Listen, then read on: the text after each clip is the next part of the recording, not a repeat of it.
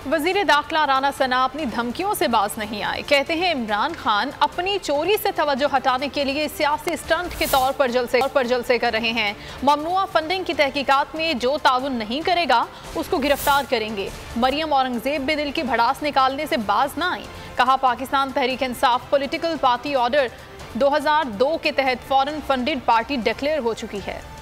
रस्सी जल गई लेकिन बल नहीं गए। वजीर दाखिला राना सनाउल्लाह कहते हैं पीटीआई का परेड ग्राउंड जलसा सियासी स्टंट होगा। इमरान खान अपनी चोरी से तवज्जो हटाने की कोशिश में है। FIA के साथ ममनुआ फंडिंग की तहकीकात में जो ताउन नहीं करेगा उसको गिरफ्तार करेंगे। उनका दावा था 9 सीटों के जिमनी इलेक्शन में PTI को शिकस्त होगी। वजीर इत्तलात मरियम औरंगजेब भी बोले। कहा इमरान साहब ने 5 साल झूठा एफिडेविट जमा करवाया। Pakistan Tehreek Insaf political party order 2002 के तहत फॉरेन एडेड पार्टी डिक्लेयर हो चुकी। फॉरेन एजेंट और फॉरेन एडेड पार्टी पर कानून के तमाम दरवाजे बंद होते हैं।